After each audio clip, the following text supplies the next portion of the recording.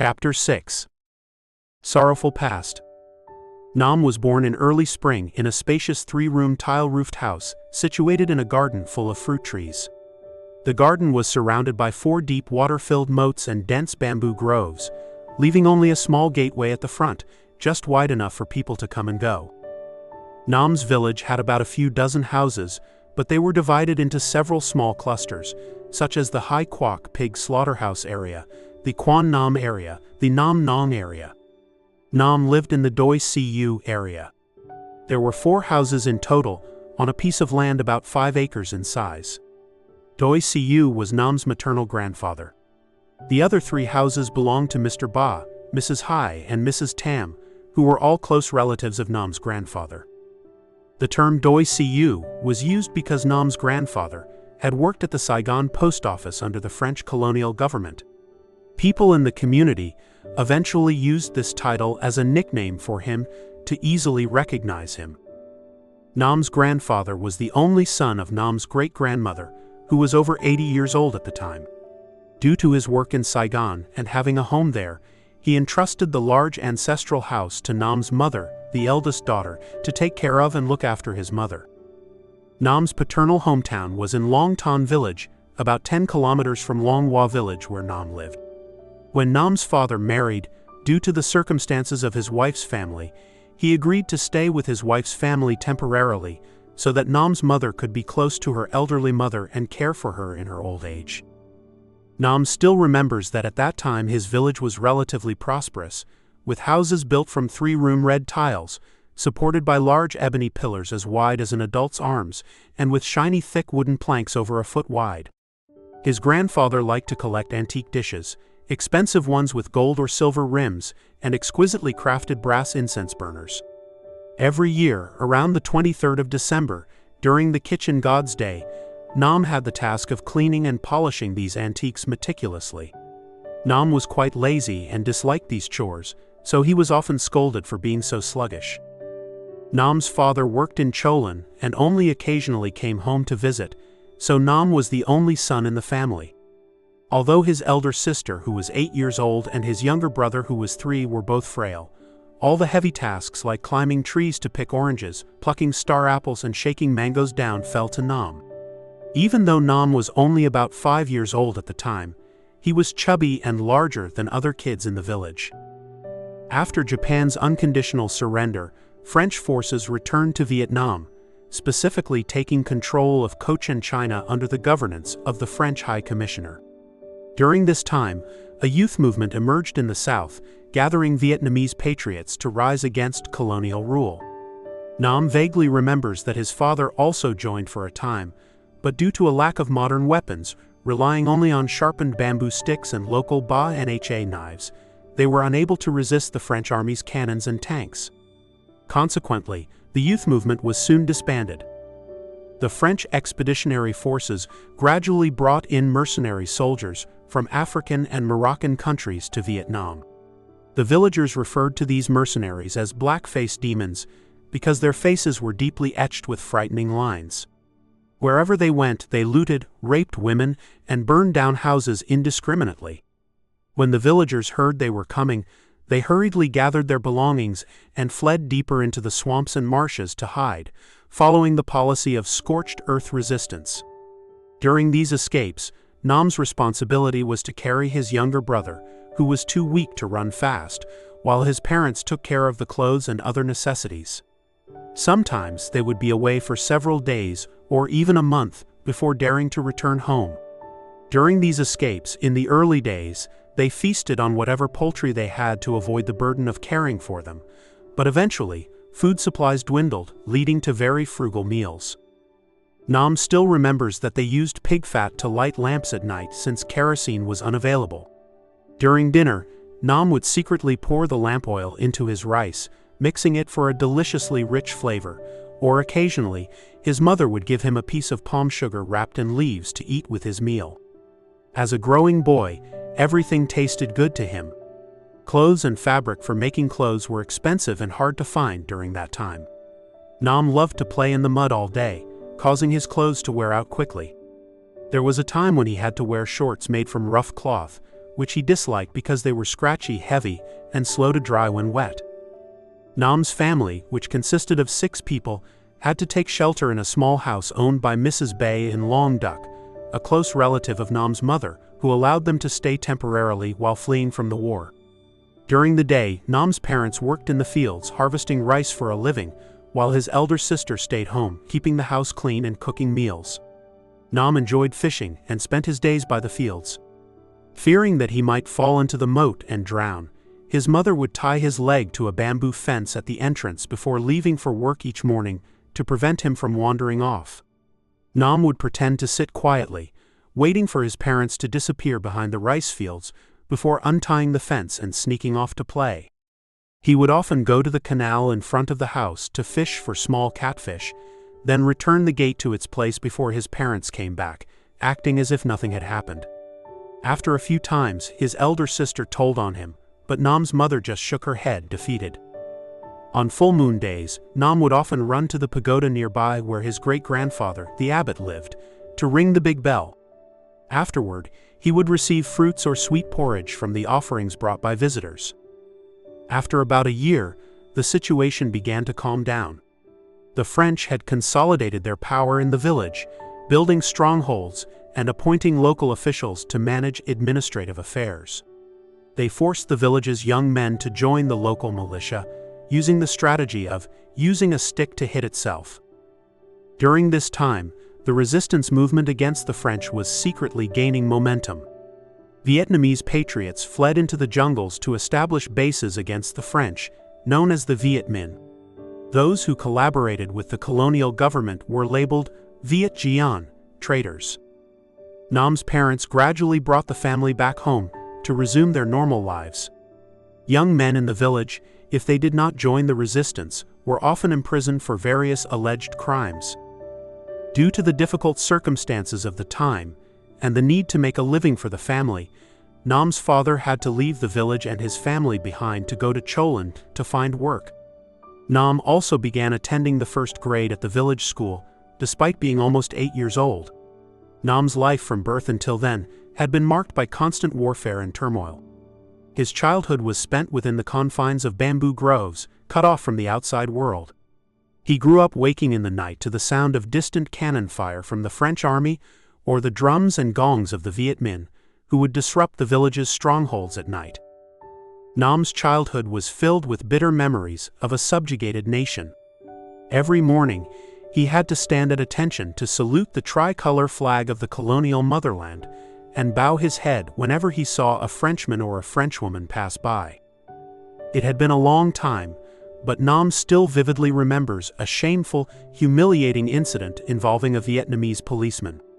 The policeman grabbed a cane from a horse-drawn carriage driver and brutally beat the old, frail driver on the head and neck while many Vietnamese and foreign passers-by watched. The reason was that the horse had bolted and almost knocked over a Frenchwoman crossing the street. This despicable act of groveling to foreigners left a deep scar on Nam's young mind, instilling in him a deep sense of inferiority about his nation's subjugation. In 1951, when Nam's great-grandmother passed away, his grandfather retired. Nam's mother, determined to find a better future for her children, left the ancestral home to her uncle and moved to the city for the sake of her children's education and future, preferring the opportunities of urban life over the simple rural existence of constant rain and sun. When they moved to Cholan, Nam's family settled in a relatively decent house in Phu Lam, which Nam's grandparents had sold to them. Although there was no spacious garden or moats like in the countryside, every afternoon after school, Nam and his elder sister had to fetch water from a public tap to have enough for the family's use. Though it was a bit tiring, it was a far cry from walking barefoot across cracked, painful, dry fields or wading through knee-deep mud in the countryside. The streets here were wide and paved, with horse-drawn carriages, rickshaws, and bicycles for transportation, no longer the long walks of the countryside. The bustling streets were filled with people coming and going, and the noise of traffic was constant. The hurried, materialistic life of the city gradually made Nam forget the lonely afternoons of his village, where he would sit quietly by the bamboo grove, watching the sunset. Nam had always been fascinated by the colorful sunset, imagining it to be the palaces of the heavenly court, where 1,000 fairies were singing and dancing. On misty mornings, he and his sister would watch the early blooming orchids in the garden. Nam also fondly remembered the summer afternoons, with the creaking of the hammock and the sound of rice being pounded by the neighbors, all forming a rhythmic melody of rural life. Now these familiar sounds were replaced by the rush of city life and the noisy traffic of the streets during rush hour, occasionally interrupted by the quarrels of neighbors over trivial matters. When Nam moved to the city, he was admitted to the 2nd grade at Phu Lam Primary School. In the beginning, he was shy and nervous, climbing the stairs to the 3rd floor of his classroom. But after a few weeks, he became accustomed to the new environment. Nam was in Class 2B, taught by Mr. Batam, who was very strict and disciplined with his students. Every Friday morning, he would make the students stand and show their hands for inspection. Those with dirty or long nails would get 5 painful slaps with a ruler. All the students were terrified, and every Thursday night they would thoroughly wash and scrub themselves before going to school. Especially during the dry season, the boys were often punished for kneeling because it was cricket fighting season. They would bring crickets in matchboxes to school and store them in their desks to fight during recess. If one cricket chirped, the whole class would join in, chirping ren-ret, causing a commotion. The teacher would then have them bring their crickets to the front of the class and kneel for half an hour as punishment. It's worth mentioning some of the experiences of playing with crickets, a common pastime among Vietnamese children.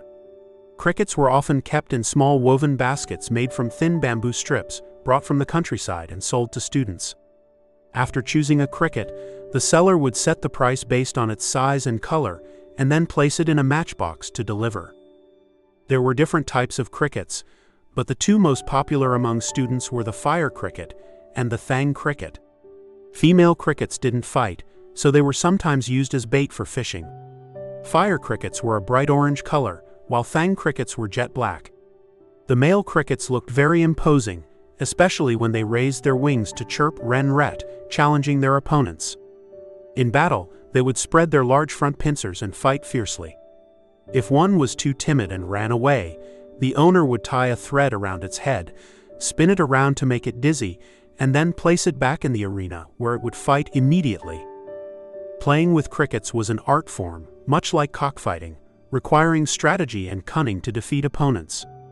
Catching crickets also required patience. After the last harvest, when the fields had dried up and the ground had cracked, children from the countryside would start catching crickets. Before going out, they would prepare a few small bamboo sticks about the size of a finger. After hearing a cricket chirp, they would determine its location and approach it carefully. If the crickets were fighting, they would chirp loudly, but if one ran away, it would only chirp a few times and then fall silent, making it easy to lose track. The easiest to catch was the male cricket luring the female, as he would chirp in a soft, drawn-out talk-talk-talk to attract her. If they were in a cracked section of the ground, the children would use their bamboo sticks to block the cracks, and then slowly dig them up. The female cricket, being chivalrous, would usually come out first, while the male cricket would stubbornly stay behind, only being pulled out once they dug deep enough. Sometimes, after a whole morning of searching, they would only catch a few crickets.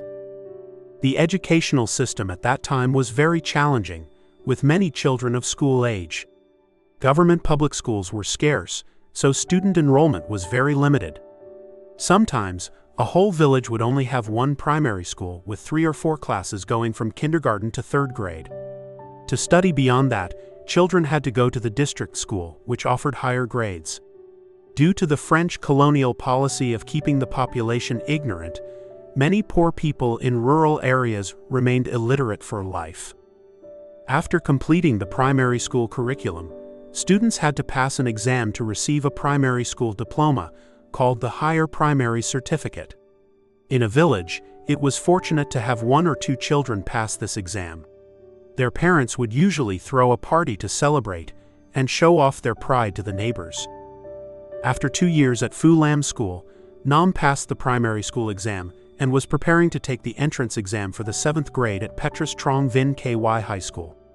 Nam vaguely remembers that at that time Saigon only had 1 public high school, Petrus KY. The Chu Van School was established later and was prioritized for students who had migrated from the north. Taking the entrance exam for the 7th grade at a public school was a very challenging task because most of the students were from Saigon, Cholon, and even neighboring areas and provinces. Many wealthy families from rural areas wanted to send their children to the city for education. The entrance exam was extremely difficult, beyond the capabilities of an ordinary child. The school's capacity was only a few hundred students each year, while thousands of candidates applied. Poor children who failed the exam faced the end of their education because their families couldn't afford the tuition fees to continue studying at private schools in Saigon. Due to the rote-learning educational system and the challenging exams, the country remained impoverished, lacking practical talents. Students had to memorize lessons in subjects like physics, chemistry, and history. When a teacher called on them, they had to recite the lesson verbatim without stumbling or omitting a single word to receive high marks. Those who were lazy and didn't memorize their lessons or stumbled while reciting would be caned. Repeated offenses would lead to expulsion from school. Students had to study like parrots, learning everything as it was written without questioning or understanding why. The primary goal of education was to obtain a diploma as a mark of pride, and then seek a position in society to make money and enjoy life, compensating for the long years spent studying. Only a few people had the passion to use their education and knowledge to contribute to the prosperity of the nation. Perhaps due to this general mindset and many outdated bureaucratic attitudes that blindly revered academic achievements without practical application, Vietnam remains one of the poorest countries in the world today. After failing the entrance exam to Petrus KY High School, Nam returned to study at the continuation class in Bin Tay. A few months later, the Sao Thang Technical School opened an entrance exam for the 7th grade, and Nam passed. It seems that the Sao Thang Technical School in Saigon was initially a school specializing in training mechanics for the French Navy. Later, it was handed over to the Ministry of National Education and transformed into a national technical high school. The school received funding and state-of-the-art equipment from the Federal Republic of Germany and the United States to train future technicians for Vietnam's developing industries. The school's education program was divided into 2 parallel parts, training students from the 7th to the 4th grade. At the end of the 4th year, all students had to pass an exam to obtain the lower secondary diploma. After passing this stage, students can choose their path. If they wanted to continue their studies, they would pursue 3 more years, taking exams for the first and second parts of the baccalaureate. Afterward, they could take the entrance exam to the Phu To Higher Education School to study engineering. For those who wanted to graduate earlier, after passing the lower secondary diploma exam, they could study for 2 more years at Phu To Technical College to obtain a technician's diploma called a Can Su, which was highly needed for the newly developing industry in our country. Currently, Nam knows a few friends from the past who graduated from Sao Thang Technical School and are now running important industrial tool manufacturing businesses. In the first year of 7th grade, Nam studied at 48 Phan Dinh Phung Street in Saigon. Every morning, Nam rode his bike from home to school, taking nearly an hour. At noon, he stayed at school, eating sticky rice or bread with sugar and drinking cold water. In the schoolyard, there were 2 large tamarind trees, and during the tamarind season, students would gather during lunch to throw rocks at the trees to knock down the fruit. Often, they would break windows or hit the roof of the teachers' quarters, causing them to run for cover. Sometimes, they would sneak out to the zoo and swim in the Thi Ngi River. Nam and his friends would challenge each other to swim across the river or jump from the bridge, despite the strong current, feeling invincible. In 1992, when Nam returned to Vietnam to visit home, he sat drinking coconut water by the Thi Ngi Bridge and recounted these old stories to his mother. She shook her head, never imagining that her son had once played so recklessly. In the following year, while in the 6th grade, Nam and his friends returned to the main school on Nguyen Thuc Cang Street. Here, there was no more river swimming or tamarind throwing. Instead, they would go to the Vinh Loi cinema for double feature films at 5 dongs for 2 movies, or they would go to support the school's soccer team. During that time, the Sao Thang school soccer team played very well, and they were also famous for fighting in Saigon. Every time there was a match, many students from Sao Thang would show up to support their team. At that time, the Tan Tin school team was their equal, and whenever they played in the finals, there was almost always a brawl, sometimes so intense that the police couldn't intervene. It is worth briefly mentioning the historical context of Vietnam during this period. After their defeat at Dien Bien Phu, the French expeditionary forces were forced to surrender and sit down to sign the Geneva Accords, which divided the country.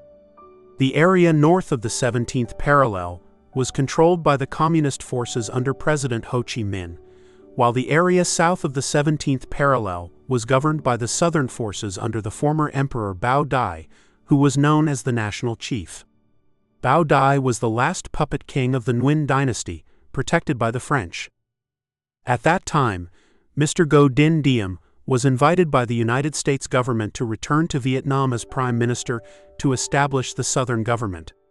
With the support and trust of the Southern people, it wasn't long before former Emperor Bao Dai was deposed, and the people elected Mr. Diem as president, establishing the First Republic of South Vietnam, based on a democratic system like the Western capitalist nations. After a difficult period of quelling the regional warlords, such as Nam Lua, Ba Kut, and Bay Vien, the southern region of the country returned to relative peace and autonomy. Nam remembers that around 1955, during summer break, he accompanied a classmate to visit his hometown. When the bus stopped at the crossroads of Kai Lei on the National Highway, they transferred to a horse-drawn carriage to enter the village.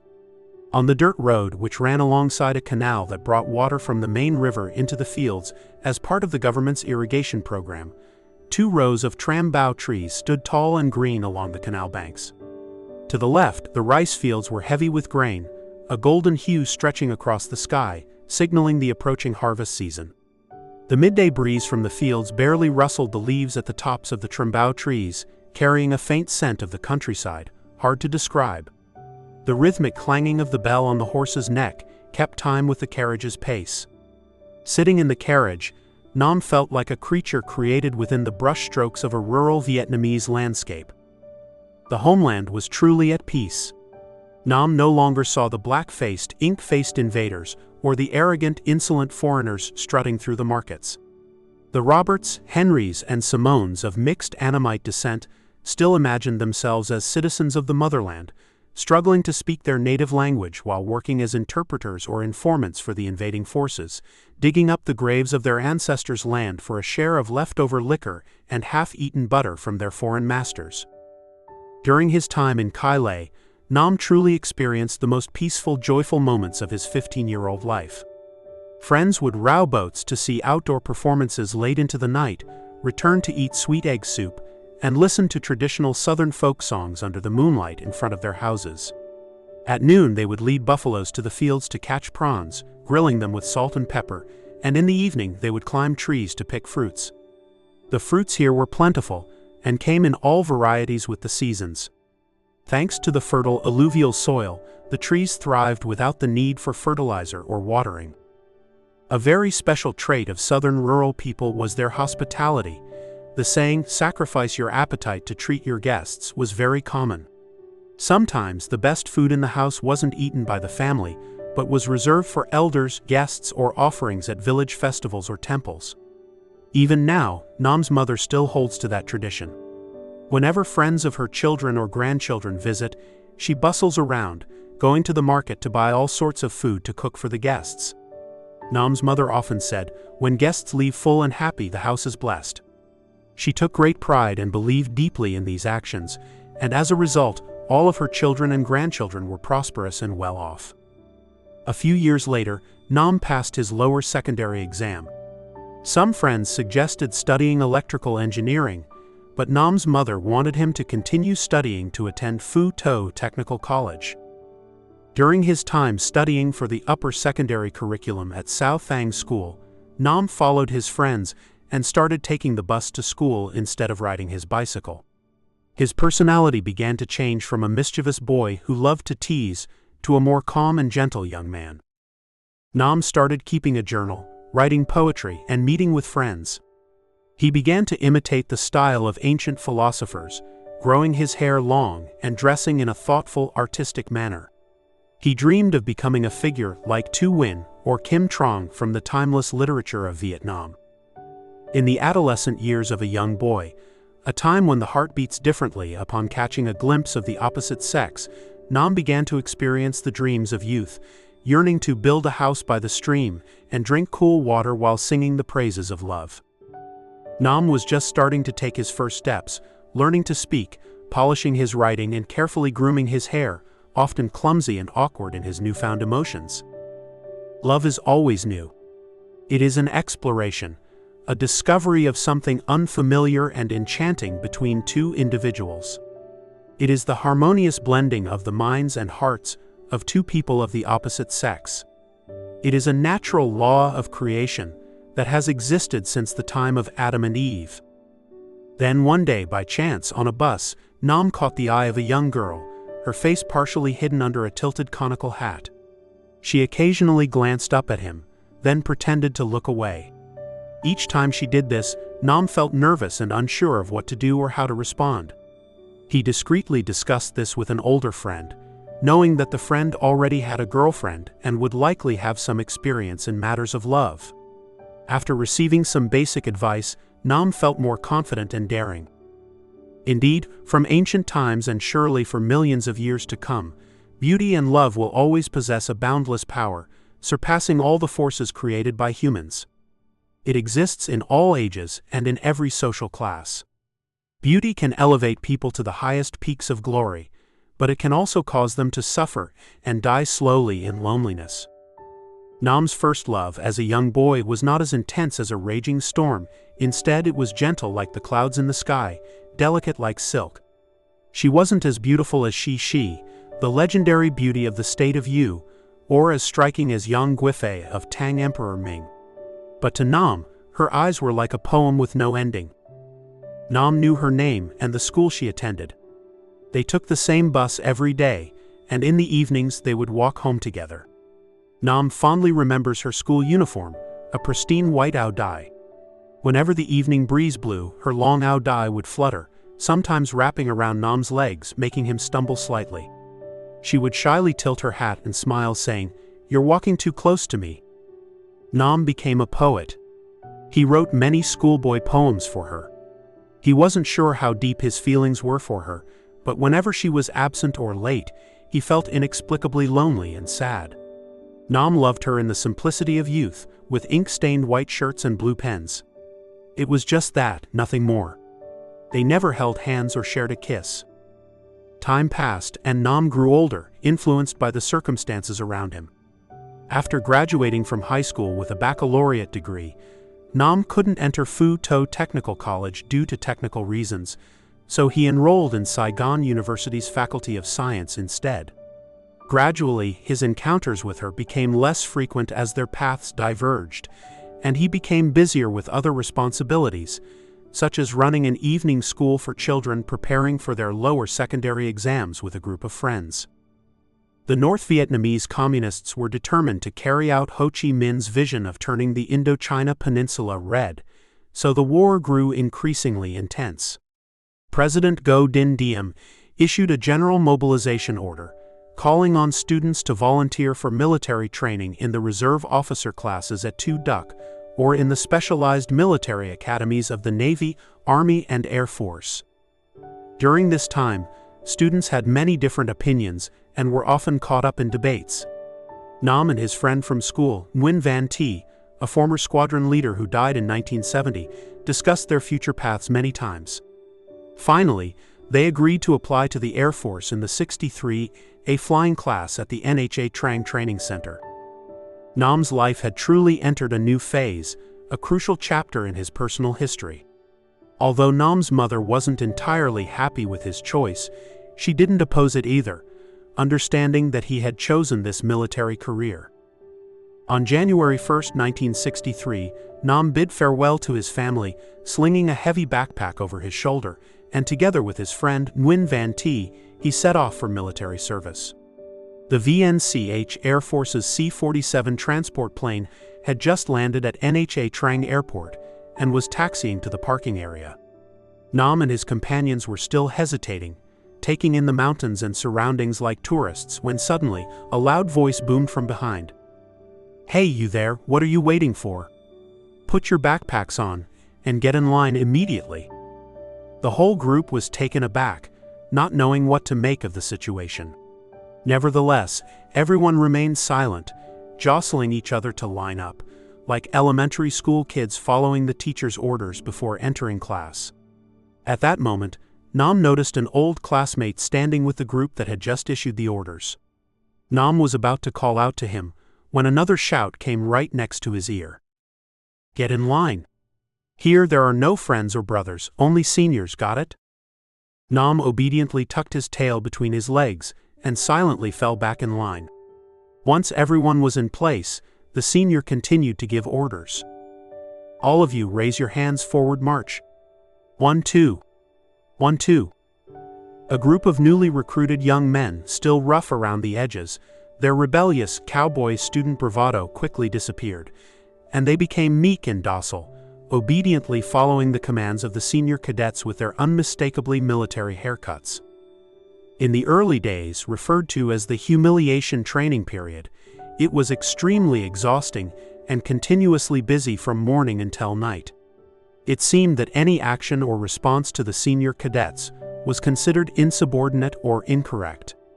Doing 10 push-ups, 20 jump squats, or running a few laps around the camp were common occurrences, happening several times a day. There was one particularly funny and unforgettable memory. Every night before going to bed, the cadets had to line up properly for roll call. Nam was in room 6, which housed about 40 cadets. After counting from 1 to 40, the last cadet had to report, room 6 reporting 40 present. If the cadet was from the south or north, there usually wouldn't be any issues.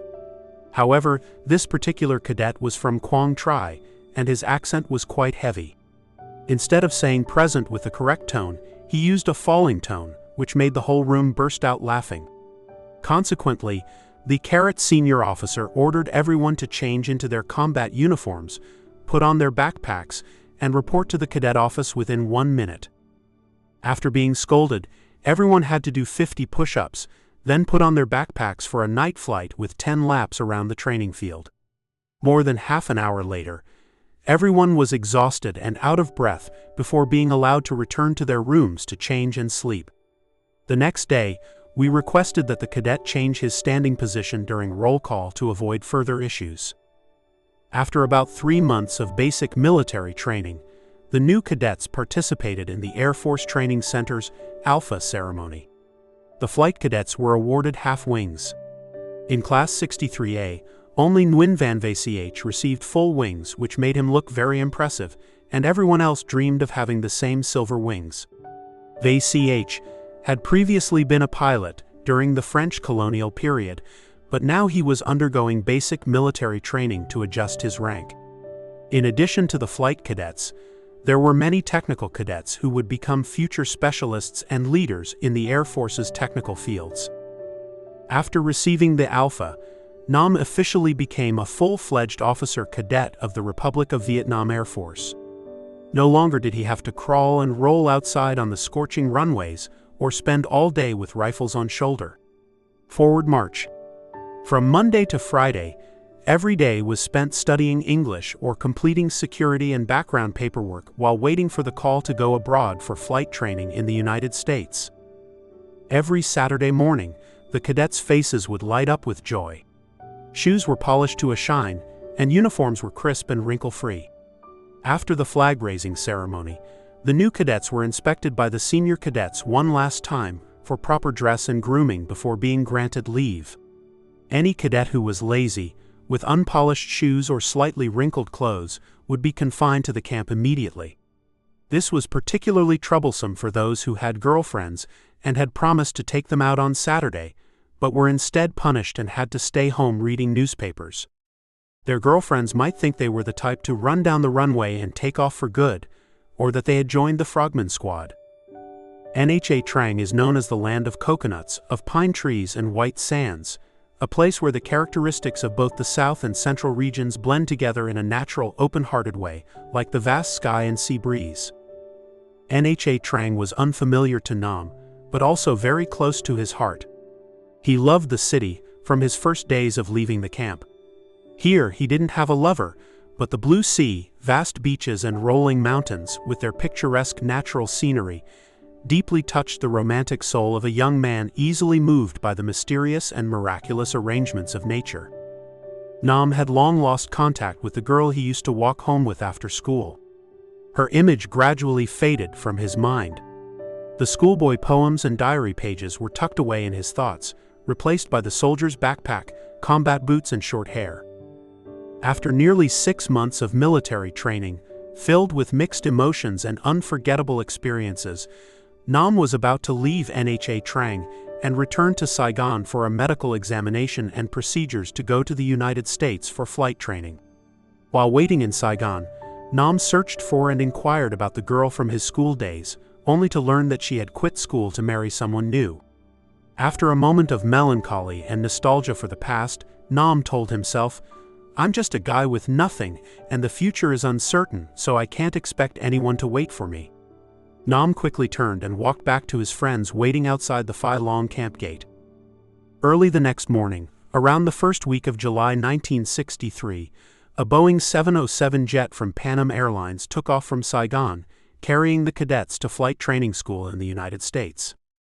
Nam was scheduled to train on helicopters that the U.S. military would provide to Vietnam, replacing the old aircraft left by the French military. This was Nam's first trip abroad in his military career, so everyone looked relaxed and happy, making up for the tough days at the Nha Trang training camp under the scorching tropical sun.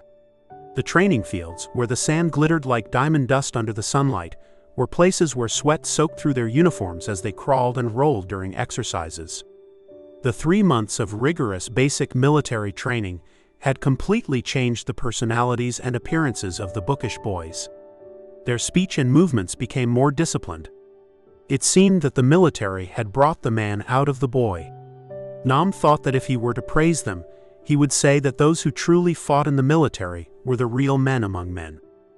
After about 14 hours on the plane crossing the Pacific Ocean, they finally landed at Travis Air Force Base near San Francisco, California.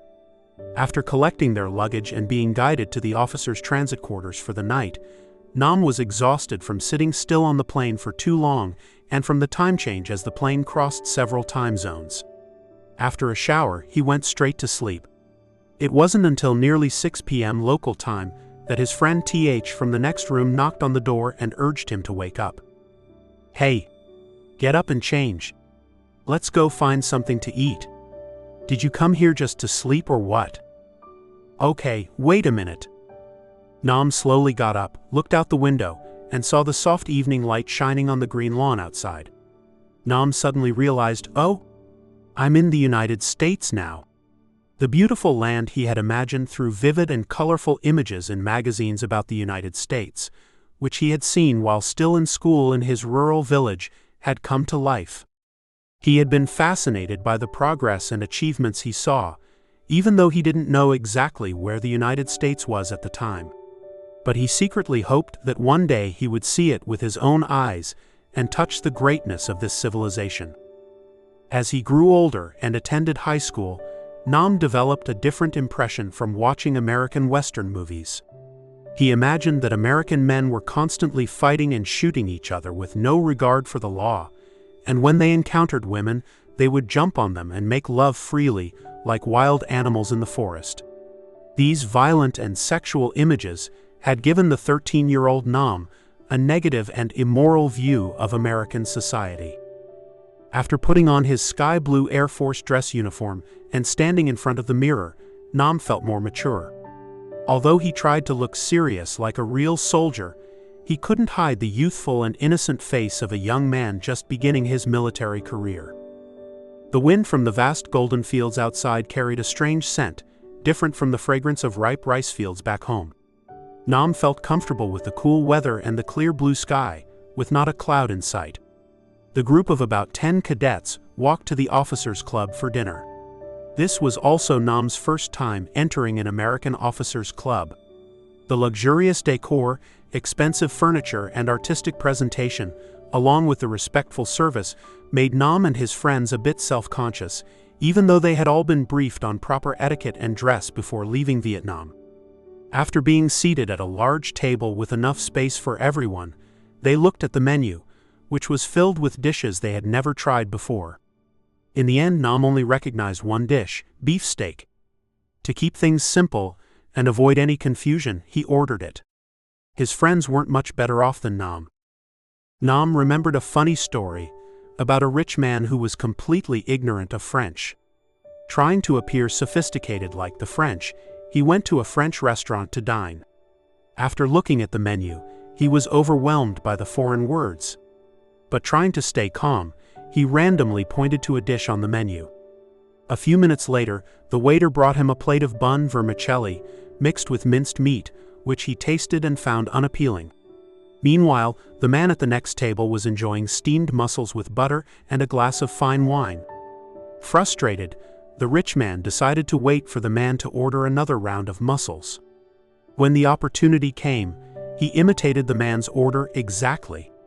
After signaling to the waiter and saying encore, the waiter respectfully responded, "Oui, monsieur."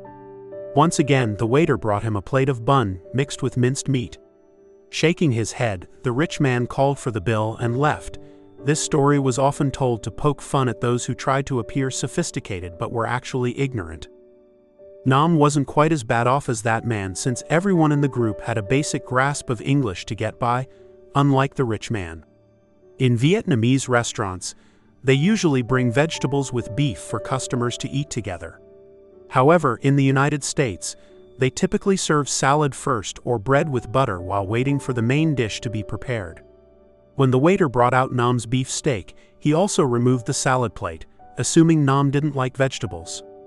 Realizing his mistake, Nam quietly let it go to avoid further embarrassment. After paying the bill and stepping outside, the group noticed a sign on the wall indicating that the area was reserved for senior U.S. and Allied officers. No wonder Nam only saw colonels and generals dining inside. Perhaps the waitstaff assumed the group was composed of young, high-ranking Allied officers, possibly even royalty or nobility, rather than new recruits. The next morning, the group was directed to the train station to take a train to San Antonio, Texas, from where they would transfer to a bus to Lake Lane Air Force Base for English language training. Since the journey would take them through several states, the group purchased sleeper tickets. Nam lay on the top bunk, while Nguyen was on the bottom, enjoying the warmth. In the first few hours, Nam was captivated by the scenery outside the window, observing the surrounding hills and farms.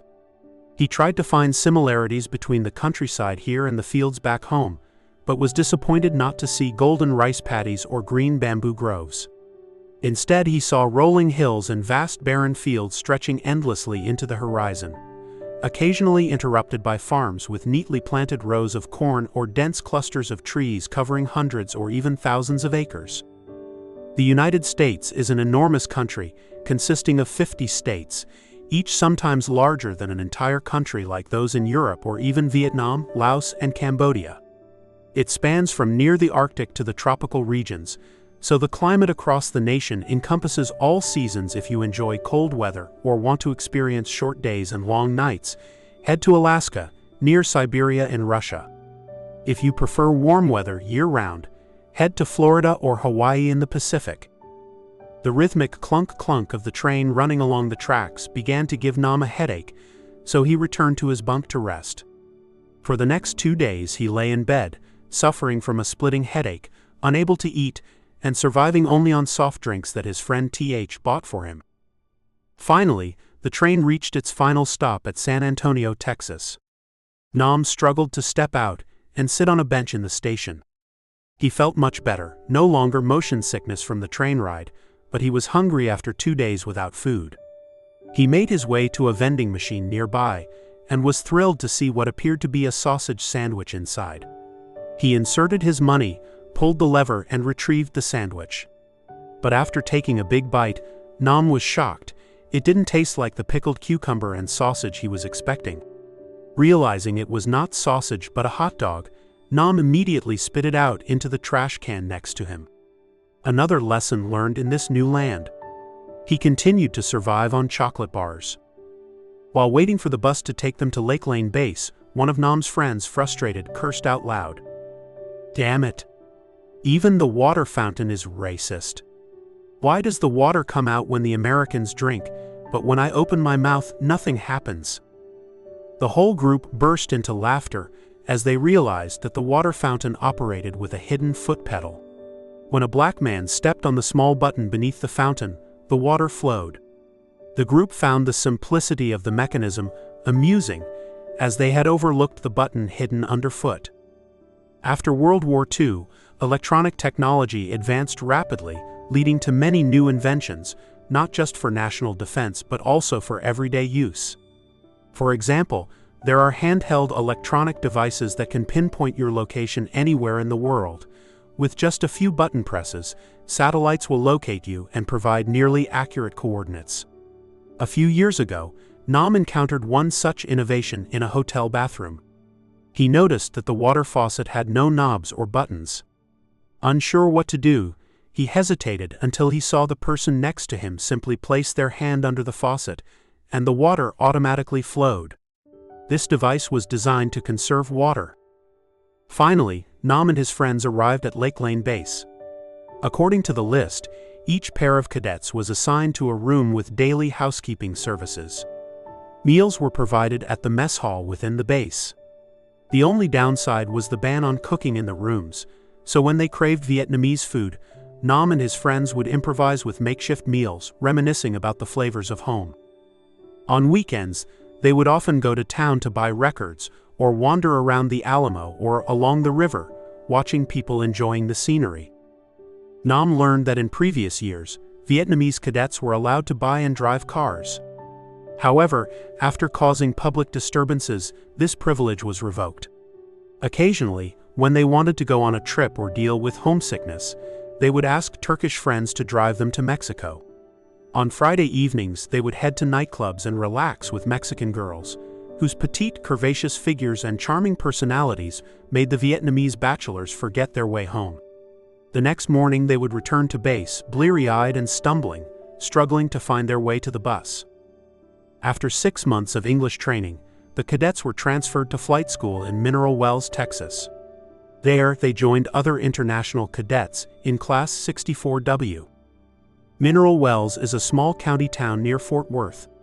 It is situated in a vast flatland, surrounded by numerous farms. The U.S. Army selected this location as a training base for helicopter pilots to supplement the forces in Vietnam and simultaneously train pilots from allied nations worldwide. In the early days, cadets wore their caps backward with specific colors to distinguish each class. Once they completed their first solo flight, they were allowed to wear their caps correctly. During his first training flight, Nam was not accustomed to the tight-fitting flight helmet and being strapped tightly into the cockpit seat. About half an hour into the flight, Nam became dizzy and nauseous and asked the instructor to land at a nearby landing zone to rest. By the second and third days, he began to feel better. After a week or two, he started to enjoy the sensation of taking off. After some time, Nam's instructor allowed him to solo around the airfield. The helicopter used for training at that time was the Ohio 23. It resembled a dragonfly, with only 2 seats at the front and a long tail at the back. When the instructor allowed him to solo, they placed a few sandbags in the instructor's seat to balance the helicopter during takeoff. Flying a helicopter may look easy, but it is quite challenging. The pilot must use both feet, both hands, and their mind in a coordinated effort. Imagine standing still on a round ball, maintaining balance without falling. That's what it's like to hover a helicopter in place. Additionally, a helicopter's movement forward, backward, up, down, or hovering is governed by vector dynamics, which depend on the tilt angle and direction of the rotating blades. After his first solo flight, Nam felt more confident in his abilities. When the instructor was in the seat next to him, cadets tended to think, "The instructor is here, so it's okay," and didn't fully grasp the importance of making their own decisions when facing challenges. That afternoon, when the bus brought them back to the base from the training field, it stopped near a farm's pond. Nam and a few others who had soloed that day were grabbed by the group and thrown into the pond as part of a baptism ceremony. Now Nam was officially allowed to wear his cap forward, just like those who had soloed before him. The next morning, his instructor told him to take the helicopter from the parking area to the training field about 10 miles away on his own, while the instructor would drive and meet him there later. Nam was both excited and nervous because this was the first time he had to perform all the procedures like a real pilot. He had to conduct a pre-flight check, contact the control tower for taxi instructions, and line up for takeoff.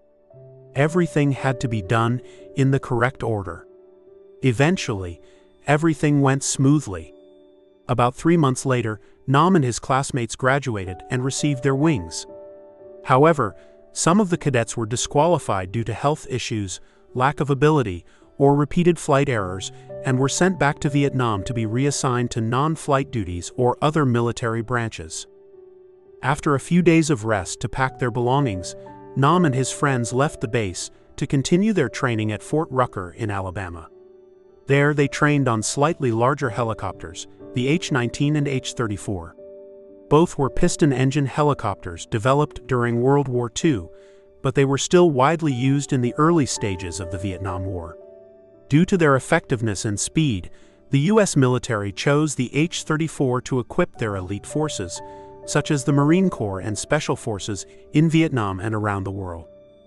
In the first few weeks, Nam trained on the H-19. Coming from the small Ohio 23, where you could easily step into the cockpit like getting into a car, the H-19 was much larger.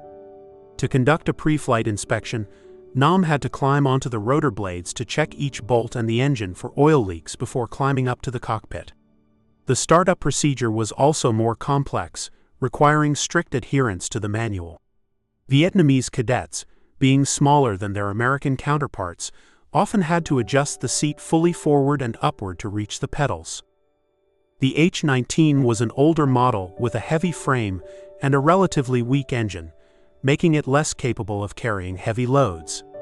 During hot afternoons when temperatures exceeded 90 degrees Fahrenheit, attempting to take off from a small clearing in the forest with full power over tall trees could often result in having to shut down the engine and wait for cooler temperatures. One key factor was that the pilot needed to be aware of the wind direction to take off into the wind. At airfields, pilots could contact the control tower for wind direction or look at the windsock. But in the forest, they had to figure it out on their own.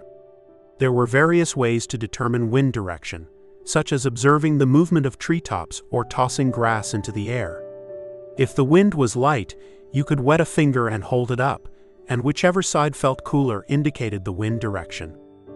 After a few weeks of training on the H-19, the group transitioned to the H-34, which was slightly larger and equipped with a more powerful engine, allowing for greater payloads. The U.S. had equipped the VNAF with the H-34 to suit the current battlefield conditions. During their time at Fort Rucker, despite being officer cadets, they were treated like other Allied officers. Each cadet had a private room, and some rooms even had kitchens for cooking. It was here that many renowned chefs like Nguyen Van C, Tran Tan Th and Nguyen Van B emerged. They would divide into small teams of about 3 or 4 cadets each. Nam was part of Nguyen Van C's team. C was the head chef at the KMUU restaurant in Bien Hoa. Nam was the dishwasher, and Pham Van Trail, former lieutenant colonel and squadron leader of the CH-47 squadron in Can Tho, who was killed during a combat mission in the Dong Thap Moi region, was the errand boy. Since C was skilled in cooking, he was the boss, and whether the food turned out delicious or not was entirely in his hands. If anyone was lazy or didn't fulfill their responsibilities properly, C would scold them immediately or go on strike, leaving the whole group to eat bread. As we all know, when investing in a restaurant, the most crucial figure is the head chef. The number of customers a restaurant attracts depends on the chef's culinary skills. Sometimes diners will wait for hours or drive long distances just to enjoy a dish prepared by a skilled chef. Even after nearly 40 years, Nam still remembers C's braised chicken. In the beginning, Nam would often add water to the pot when braising chicken. But when it was done, the dish turned out to be boiled chicken, not braised, and everyone would shake their heads. The entire pot would then be thrown into the trash. Chef C would scold them before giving instructions. If you want to braise chicken to make it flavorful, you need to add chopped onions, then season with pepper, soy sauce, sugar, and salt, and simmer. Never add water. To this day, whenever Nam's wife refuses to cook, Nam resorts to his specialty, braised chicken. His children love it and praise how delicious it is. Nam also learned how to cook rice from his aunt when he was about 9 years old back in the countryside. His aunt taught him to measure the water by inserting a finger into the rice. The water should be 1 finger joint deep over the rice, and you increase or decrease it depending on the amount of rice. Nam still uses this method today, so every time he cooks rice, it turns out exactly the same. However, there have been a few mishaps. Usually, his wife prepares the food, and Nam continues his old routine of wiping tables and washing dishes. One day, his wife came home late from the market and they had guests. He had to cook the rice beforehand. Normally they use 2 cups of rice, but with Mr. and Mrs. Nguyen visiting, Nam used 4 full cups. After rinsing the rice, Nam applied the same old measuring method, half rice, half water, and turned on the electric cooker. Normally, the cooker would turn off automatically when the rice was done. But this time when Nam lifted the lid, the top was still watery, and the rice was undercooked. He wasn't sure what to do. Nguyen advised him to move the pot to the gas stove to finish cooking, since the electric cooker wasn't accurate with large quantities. Mrs. Hia Tai was amused and laughed heartily. Nam learned a lesson that day. After about a month, Nam was considered capable of handling the controls of an H-34 helicopter. This meant that, besides being able to skillfully maneuver the aircraft during takeoff, landing, and emergency procedures, the pilot also needed to anticipate the weather and understand the impact of different cloud types to avoid them. Additionally, the pilot had to be proficient in reading flight maps, familiar with air traffic control frequencies, and knowledgeable about basic aviation regulations when flying over major cities or restricted areas. Before graduating, each cadet pilot had to plan a cross-country flight through several cities designated by the instructor to familiarize themselves with real-world aviation procedures at unfamiliar airports. They practiced using and reading intercity maps, communication devices, and navigation instruments accurately on the aircraft to avoid getting lost when flying at night or in bad weather. The cadets also had to accurately calculate their estimated time of arrival at each waypoint on their planned route. These long-distance flights usually took off early in the morning, with stops only for refueling, lunch, or overnight stays at airports or provincial capitals according to the pre-planned itinerary. The flight instructors at Fort Rucker were all U.S. military officers with extensive flight hours and combat experience. Most of them had served in Vietnam for several years, flying combat missions for both the U.S. and South Vietnamese forces, so they were somewhat familiar with the customs, geography, climate, and guerrilla tactics of the communists at that time. This was in contrast to the Ohio 23 instructors at Mineral Wells, who were mostly civilian pilots hired by the U.S. government on long-term contracts to train cadets from allied nations. After the cross-country flights, Nam and his classmates moved on to the next phase, which involved survival and escape training in the forest. The goal of this training was to teach pilots how to survive if shot down in the jungle. The exercise lasted about 2 days. The cadets were divided into small groups, each consisting of 2 or 3 people, and were dropped off at various locations at night in a wooded area on the side of a mountain. The cadets then had to use maps to navigate their way to a designated base camp located more than 10 miles away. The afternoon before boarding the bus to the drop-off point, all cadets were thoroughly searched. They were not allowed to bring any food or drink and had to find their own sustenance for 48 hours. In the first few hours, Nam and his group tried to hack their way through the forest, crossing dry creek beds, but they soon became exhausted. The group decided to move closer to the road to make the journey easier. They were instructed that only helicopters were considered friendly, while all vehicles and military patrols on the road were enemies. They had to avoid being captured while on the move. So whenever they saw headlights approaching, the cadets would jump into nearby ditches to hide. The difficult part was that to reach the designated base camp, they had to cross several streams, some of which were waist-deep. If they tried to cross a bridge, they risked running into enemy patrols guarding it. In the end, Nam's group was captured while crossing a small bridge around 1 a.m., thinking the enemy had gone to sleep in their vehicles. As the group reached the middle of the bridge, they were discovered by the enemy, who shone spotlights on them, revealing their position. The enemy then fired blanks at them to simulate pressure. They were then escorted back to camp and each placed in an oil drum, where the enemy pounded on the outside of the drum with sticks to simulate an interrogation. After about 10 minutes, another group of cadets who had also been captured arrived in a jeep. Nam's group was then released, crawling out of the drum so the next group could take their place. After being released, each cadet was given 2 oranges to sustain them on the way back to the main base. Everyone in the group was exhausted and sleep-deprived, and decided to find a place to hide and rest for a few hours, waiting for daylight to continue. We hope you enjoyed the excerpt from this chapter. The complete audiobook of The Last Flight Out by Nguyen Van Ba can be purchased on platforms like Google Play and others. Please subscribe to this channel for more content like this.